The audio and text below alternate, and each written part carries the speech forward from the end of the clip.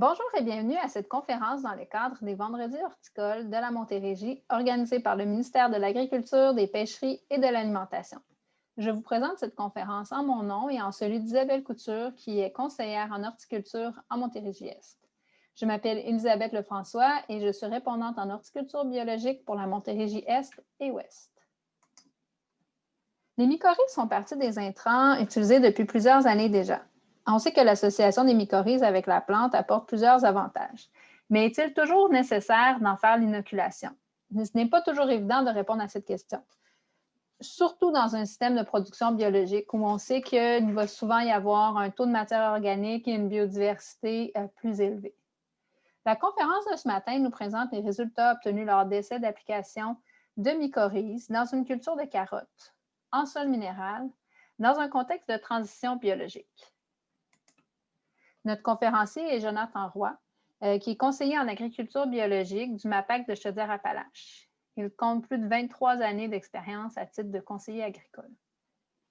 Jonathan est aussi le pilote de la section agriculture biologique du site AgriRéseau et il est le cofondateur du réseau bio.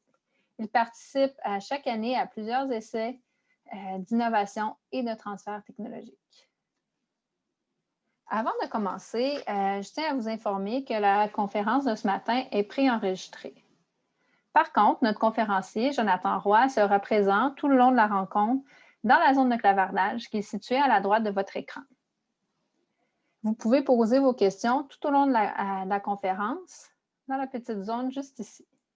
De plus, du temps supplémentaire a été réservé à la fin de la conférence pour continuer à poser vos questions et à discuter avec notre conférencier. Par la suite, la vidéo sera archivée sur YouTube avec la zone de clavardage et les questions-réponses. Sur ce, je vous souhaite un très bon visionnement et je vous invite à participer à la conversation. Bonne journée! Bien, bonjour tout le monde, ça me fait plaisir de vous faire cette présentation-là aujourd'hui. Bon, c'est sûr que j'aurais préféré être dans une salle avec vous, mais bon, on s'adapte à la situation, puis cette année, bien, ça se fait à distance. Ma présentation va porter sur les résultats de notre projet d'essai d'ajout d'inoculants mycorhiziens dans la carotte nantaise sur un site qui était en transition biologique. Bon, c'est moi qui présente aujourd'hui, mais ça a été un beau travail d'équipe avec Christine Landry et Mylène Marchand-Roy de l'IRDA.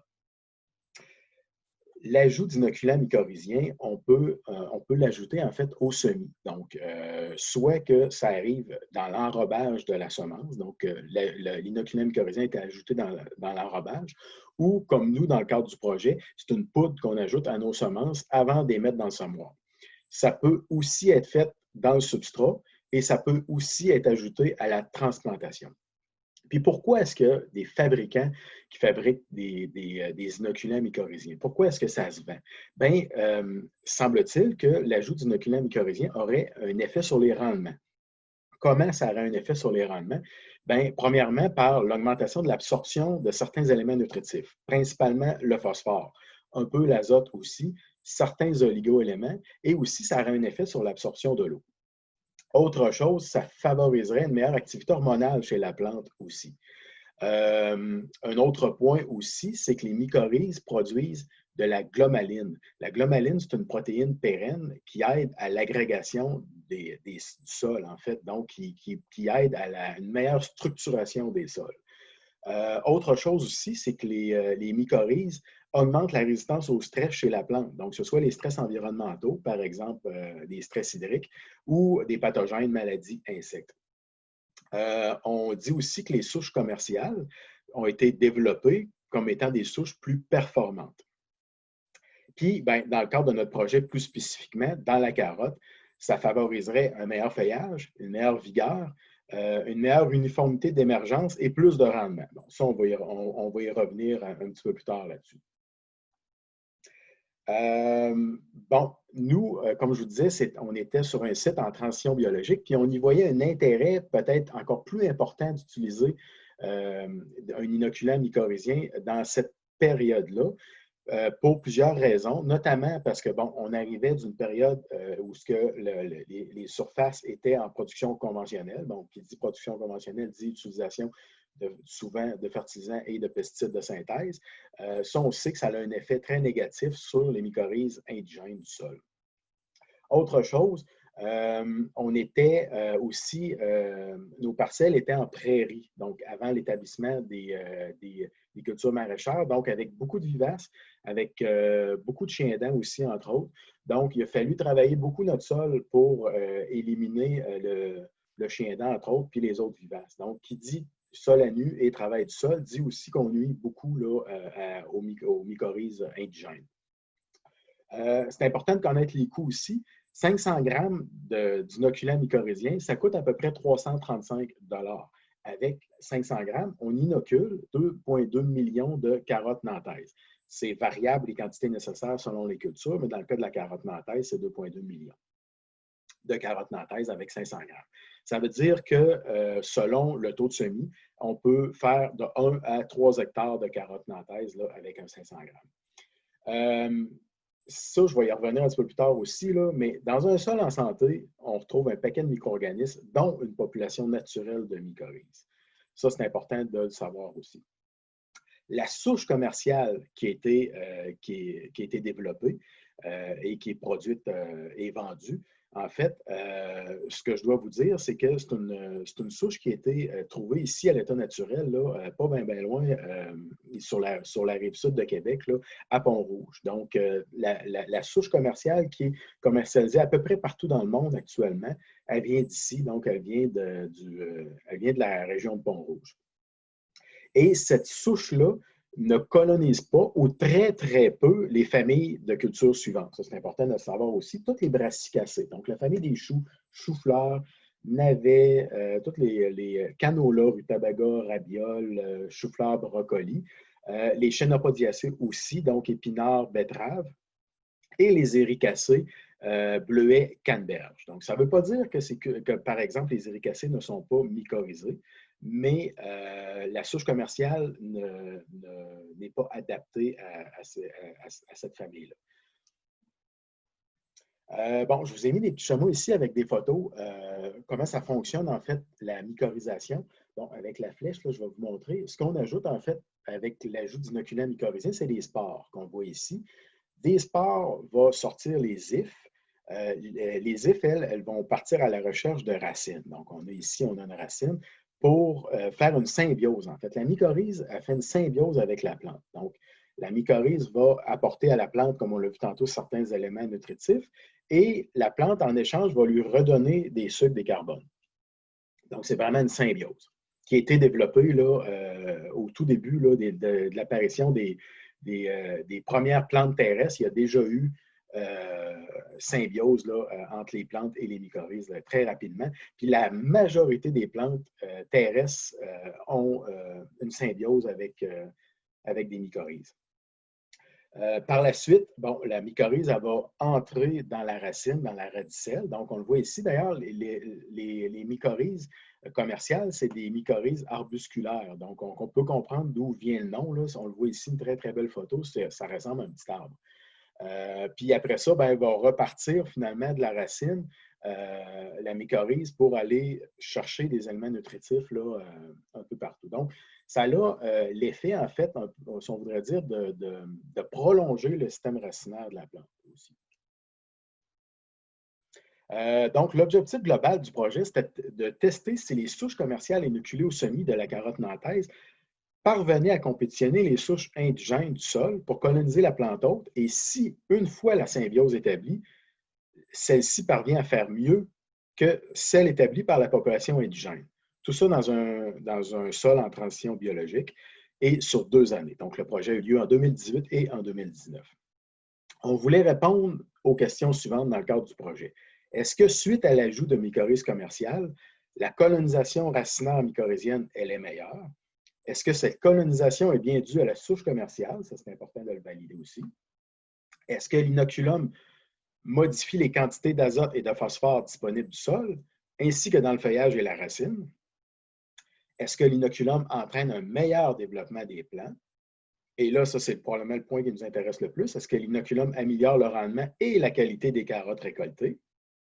Est-ce que l'inoculum augmente les taux de Brix? Bon, ça, ce n'était pas prévu au départ dans le projet. C'est un petit bonus. Je vais vous en parler rapidement. En fait, c'est que j'ai profité du fait que sur les mêmes parcelles voisines, moi, en 2018 et 2019, donc les mêmes années que le projet de carottes mycorhizées, j'avais plein d'autres projets d'essais variétaux dans la carotte. Donc, et je testais en fin de saison les taux de Brix. Donc, on dit souvent que la carotte va prendre des sucres, va devenir plus sucrée au fur et à mesure que la saison avance, en fin de saison, avec l'arrivée des gelées et tout ça. Donc, je voulais valider cette information-là, jusqu'à quel point que les taux de Brix augmentent. En fait, le Brix, ça donne une idée, en fait, des sucres solubles. Donc, ça donne une idée à ce niveau-là. Donc, je vais y revenir un petit peu plus tard là-dessus. Je voulais vérifier si les mycorhizes avaient un impact sur le taux de Brix. Ensuite, est-ce que l'ajout de l'inoculant permet une amélioration de la marge de production? Donc, c'est toutes les choses qu'on voulait valider dans le cadre du projet.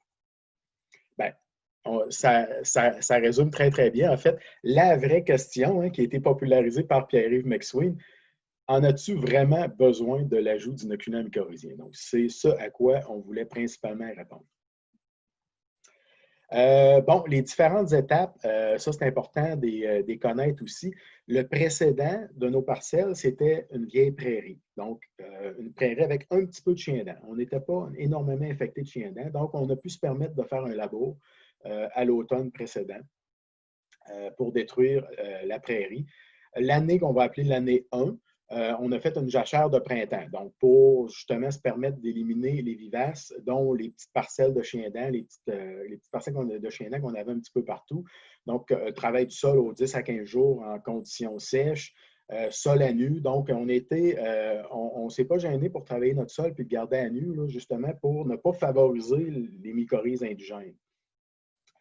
À la fin juillet, on a appliqué 35 tonnes à l'hectare de lisier de porc engraissement et on a tout de suite, par la suite, fait un semis d'engraveur d'avoine poids fourragé 40-10. Un taux de semis très, très fort, 195 kg hectare parce que, bon, je voulais couvrir le sol rapidement puis avoir une bonne densité. En octobre, l'engraveur a été fauché. L'année 2, qui se trouve être l'année 2 puis l'année 3 aussi, là, c'était les années de production de carottes.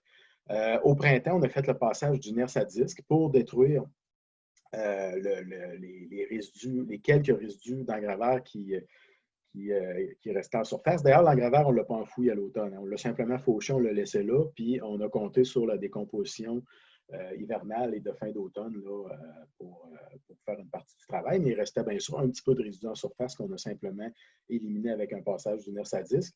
Dans le cadre du projet, on voulait se rapprocher le plus possible de la réalité des maraîchers diversifiés qui sont peu ou pas mécanisés. Donc, on est allé avec des planches de 30 pouces. Le projet était fait planche de 30 pouces, mais je marque aussi Billon. Ça, je vais vous expliquer pourquoi tantôt aussi. On a eu une partie du projet qui était sur Billon aussi. Le semis était fait en juin. Le taux de semis était visé, c'était une graine par pouce. Et c'était le cultivar Presto Bio qu'on a utilisé.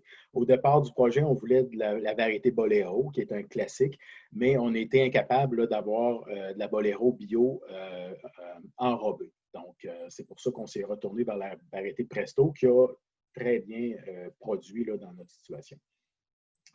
Ensuite, on a installé le système d'irrigation. Le sarclage a été fait de manière manuelle sur les planches et sur les billons et de manière mécanique sur les entreplanches, les entrebillons et les entreparcelles aussi.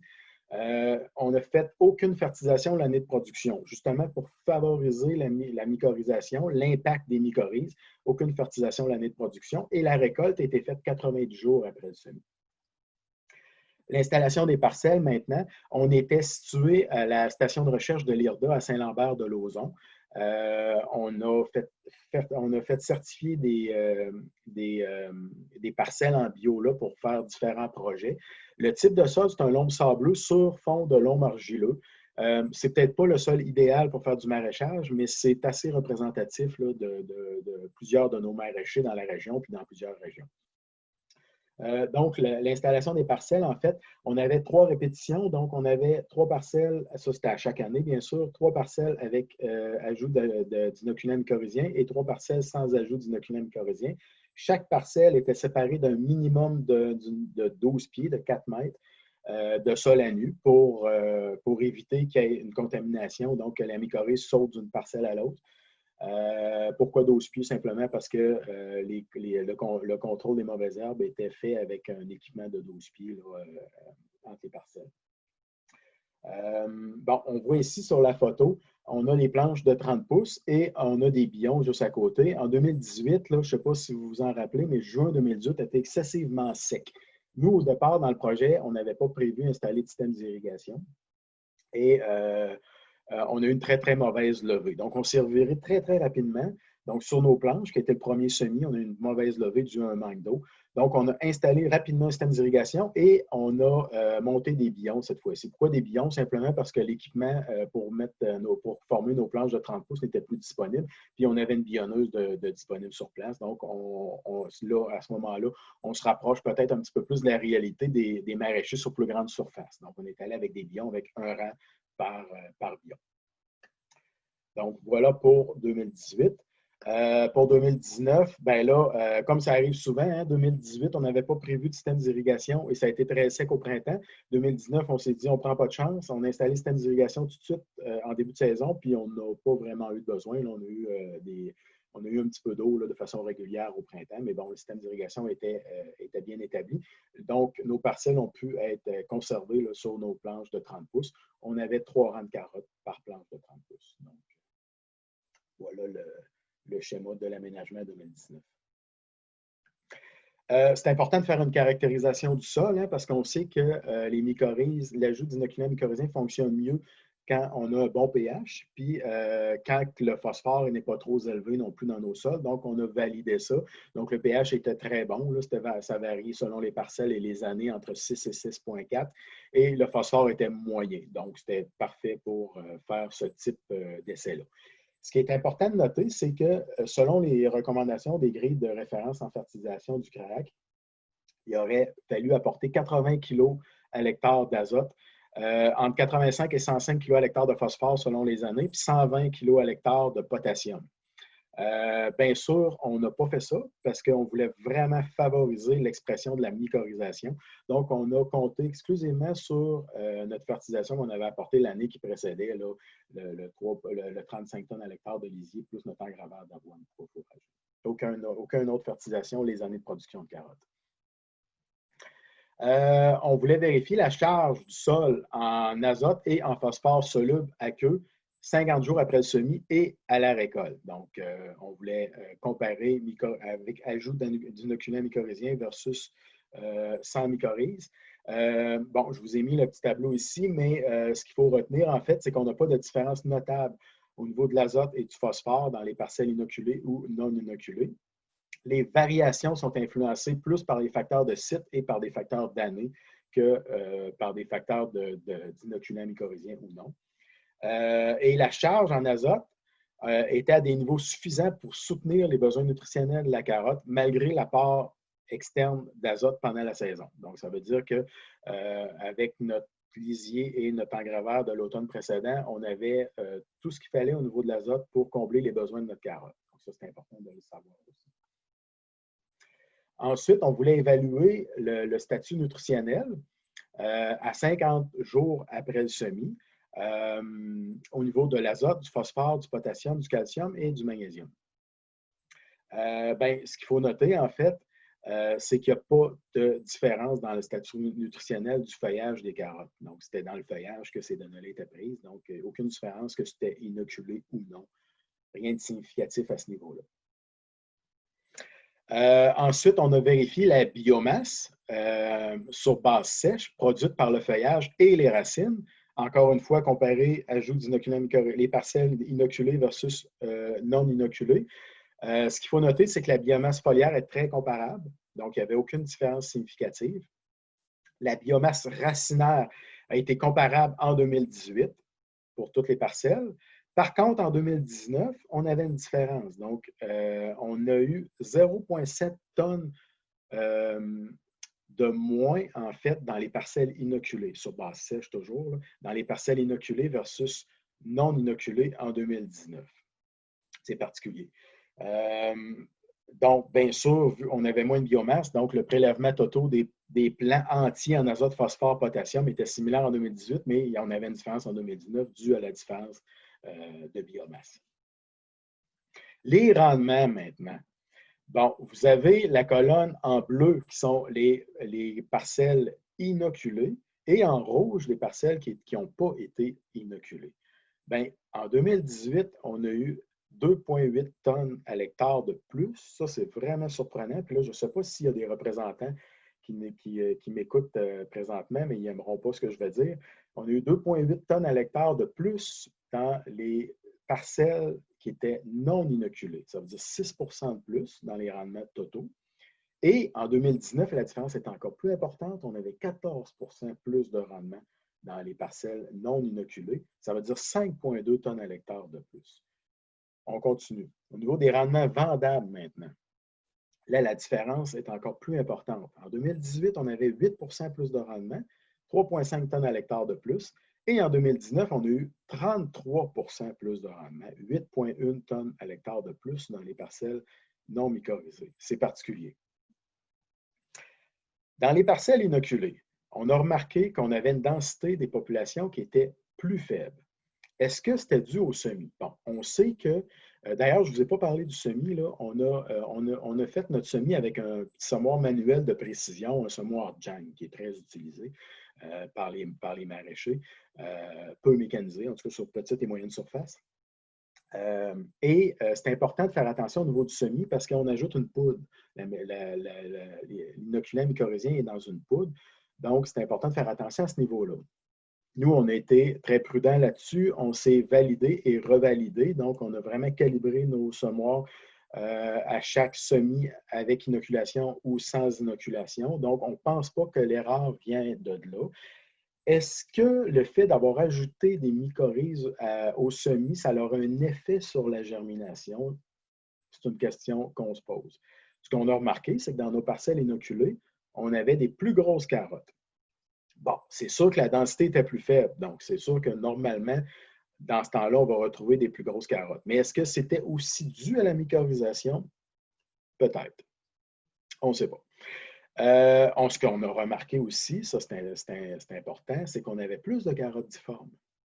Donc en 2018, on avait 13 de carottes difformes dans les parcelles mycorhizées versus 10 sans ajout de mycorhizes. En 2019, la différence est encore plus importante. On avait 23 de déclassement pour difformité dans les parcelles inoculées versus 16 dans les parcelles non inoculées. Donc, je vous ai mis les photos ici au niveau du classement. On classait carottes vendables versus déclassées. Puis ensuite, les carottes déclassées, on les séparait pour la cause du déclassement, en fait. Donc, est-ce que c'est parce qu'elles étaient trop petites, difformes ou trop grosses? On a voulu vérifier si la colonisation avait bel et bien eu lieu. Donc, on a vérifié la colonisation mycorhizienne des carottes, des racines des carottes. Bien, bonne nouvelle, notre inoculation a bien fonctionné parce que notre taux de colonisation des radicelles était plus important dans les parcelles inoculées. Donc, ça, c'est une bonne nouvelle. Ça veut dire que ça a bien fonctionné à ce niveau-là. On avait, en 2018, on avait 92 plus de colonisation mycorhizienne dans nos parcelles mycorhizées avec ajout d'inoculants.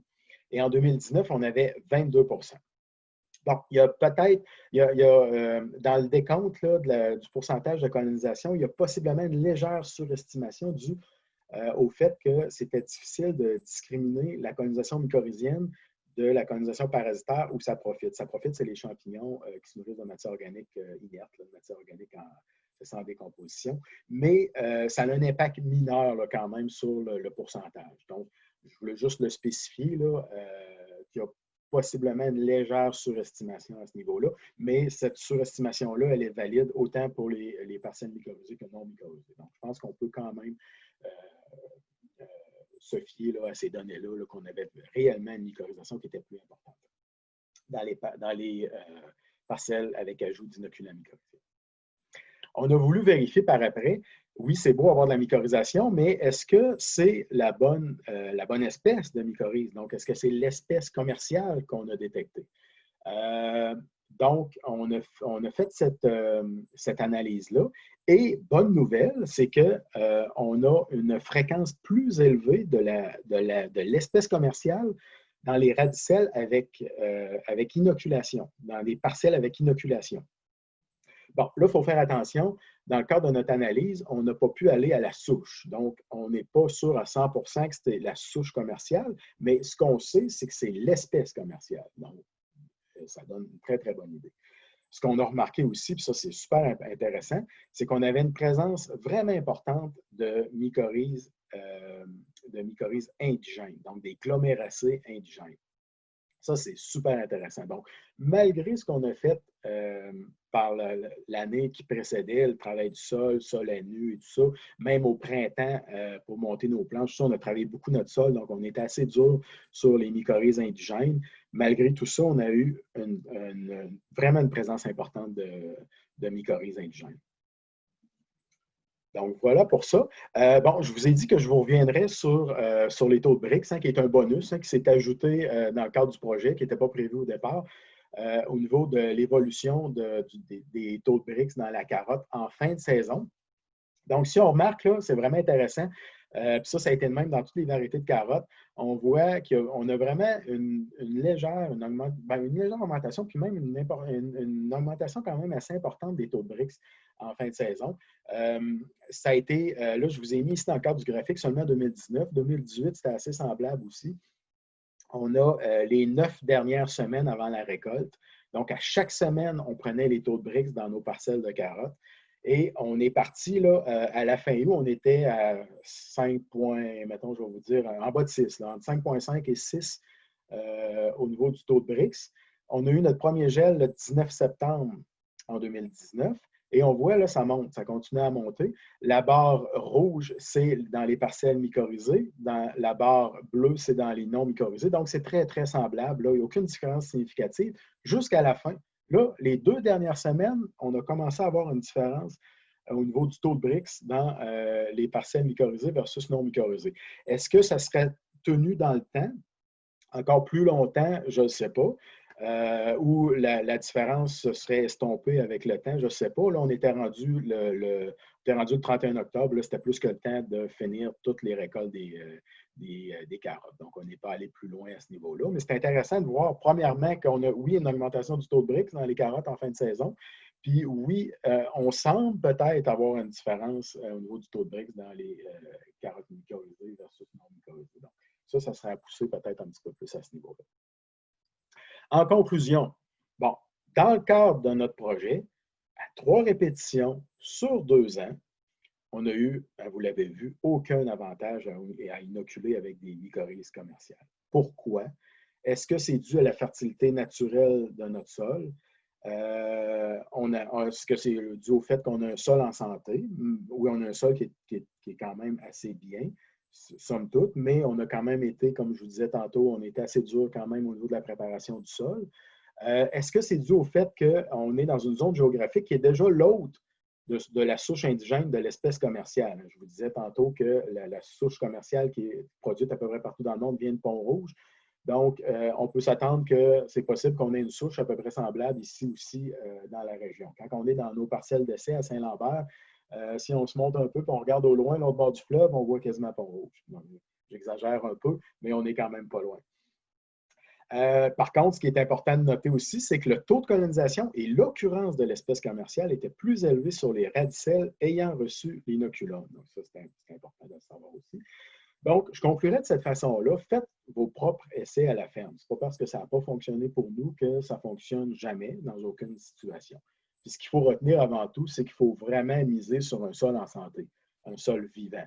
Hein, on le dit souvent, dans une cuillère de sol en santé, on retrouve 1 milliard de micro-organismes, des bactéries, des protozoaires, des mycorhizes. La plupart sont bénéfiques. Donc, ça, c'est vraiment important de miser là-dessus. Les remerciements maintenant, importants. Donc, en plus de Mylène et Christine que j'ai parlé au début, d'autres personnes de l'IRDA, Julie Mainguy, Antoine Lamontagne, Thomas Jeanne et Michel Noël. Donc, un gros merci. De chez Agriculture Canada, Chantal Hamel et Régent Desgagnés. mes collègues du MAPAC, Denis Labonté, et nos étudiantes Rachel Trottier et Claudine Vachon, et Manon Jobin de chez Aventis. C'est un projet qui a été subventionné via le programme PADAR du MAPAC en région de Chaudière-Appalaches. Merci beaucoup.